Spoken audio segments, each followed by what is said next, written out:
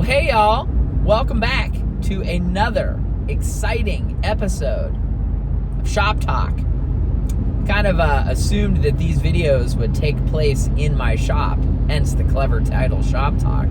But I find I'm a bit chatty when driving, so I'm headed down to Columbus right now. I've got about an hour or so left in my drive, and I've run out of podcasts to listen to. We're doing a gig with Spirit today outside of the Columbus Blue Jackets stadium, and if you want to check that out. Hopefully there's a video posted about that particular gig. You can check the upper right-hand corner of your screen. So, one of the projects that I work on is a live concert series that we do at LM Cases, cleverly titled Live from LM. If any of you were so inclined to check that thing out. And the basic premise of the show is there's a band that plays on our production floor at LM. You know, we surround them with cases kind of thing, and then in payment for the band playing, we hook them up with some cases, or, you know, what a lot of people have been asking us for is in-ear rigs. So, you know, anybody that follows my channel knows that I build, you know, a lot of that kind of stuff for me personally, but that is actually a day gig job of mine at LM Cases. Is for those of you who don't know, I run the integration department there, so a lot of my videos and things like that I post on this channel are oftentimes prototype kind of mess around things that I do for LM before we either make them products. So, you know, like power distribution and that kind of thing. Like I'll play with stuff just for myself because I am a working sound engineer. And if it works for me, then hopefully it'll work for you, and then it'll be a product on LM's page. So I'm in the process of mixing the next Live from LM thing. We have another one that's going to be tracking this upcoming week, which hopefully I'll be able to shoot some video on that. But I often joke that every mixer, especially post-production mixers, kind of go through this feeling of you know, it's like the stages of grieving if you lose a loved one. But in mixing, I feel like it's the stages of mixing, right? You know, you go through this, you know, oh man, I'm so excited, I have the greatest job in the world, I can't wait to open up these files. And then you get the files and you're like, oh man, these are gonna sound so great. And then you start pre-production, and then you start mixing and that kind of stuff. And then you know, you're excited and everything's great, and you print your first print and you listen to it in the car, and you're like, ah crap, I gotta tweak a whole bunch of stuff. And then, you know, mixes subsequently happen after that, when you go through your stages of darkness of I'm the worst, I shouldn't be doing this, everybody is better than me, I can't believe that people are even paying me to mix, blah blah blah blah blah. So I just thought that would be a fun topic to kind of breach on this episode of Shop Talk, because I feel like we all go through that, you know.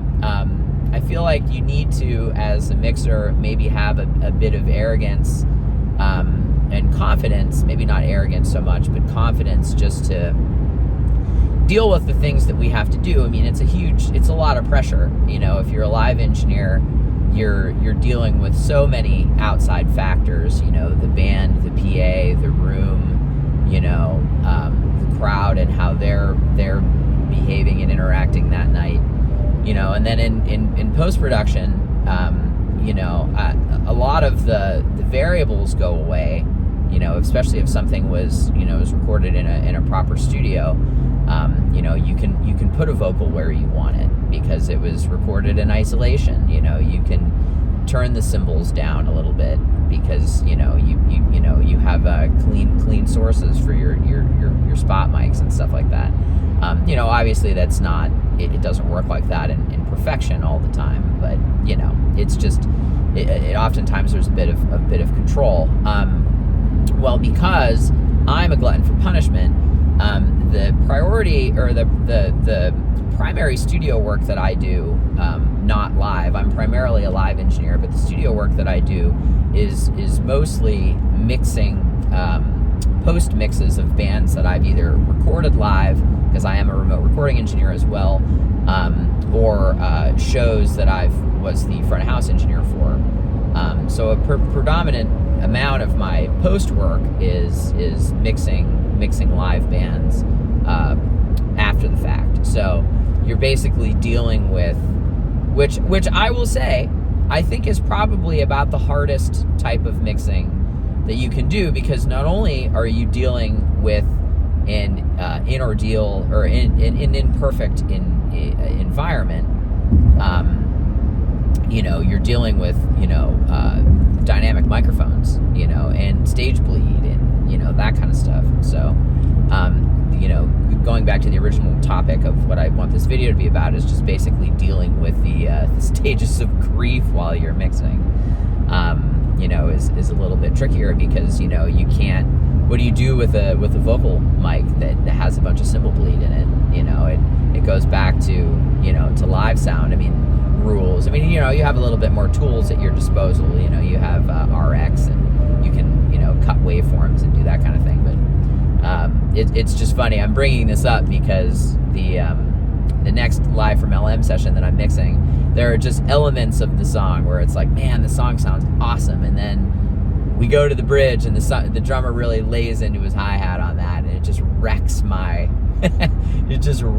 balance, and there's bleed in the vocal mic and that kind of thing. So I'm just curious to see how you guys deal with your mixing of like, well, I know how good this can sound, but I have to compromise, because that's how this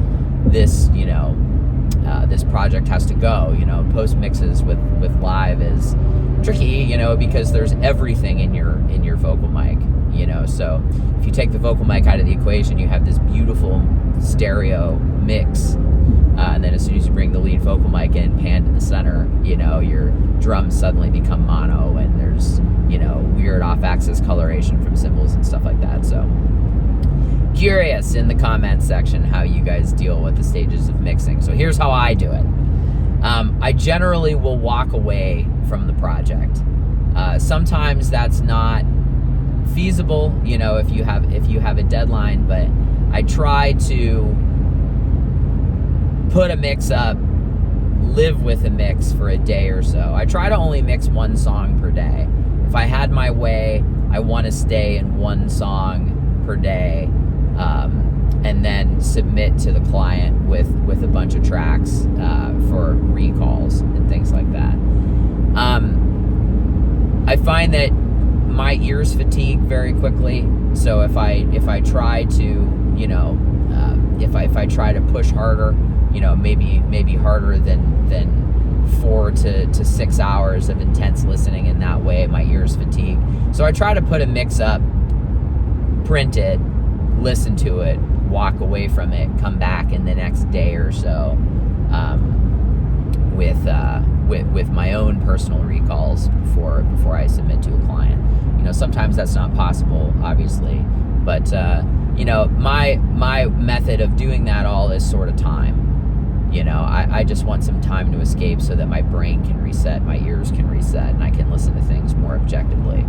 And sometimes I still, submit mixes and the clients are happy, and, I think they sound terrible, or not terrible, but just, the things that can be better about them.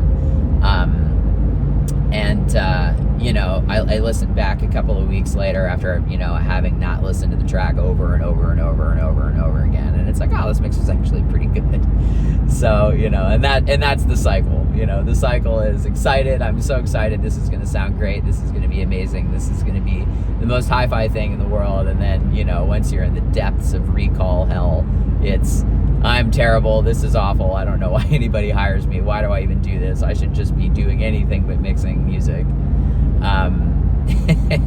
And then to the release, the payment, which is always happy, and then you listen to it a couple of weeks later, and you're like, it sounds pretty good. So that is the torturous cycle that we all live as audio engineers.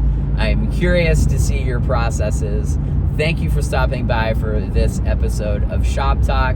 If you have any suggestions for future episodes, please leave a comment in the comment section below.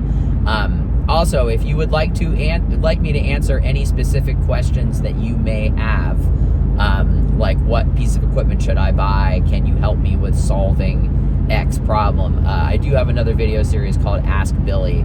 And if you want to email me, you can direct Billy at billylaguardia.com. Sorry, I'm so used to saying my LM email for these closing taglines. Again, it is Billy at billylaguardia.com. Wish me luck on this rainy gig today, and people who are just going the speed limit in the left-hand lane on 71 in Columbus. All right, guys, see you later. Bye.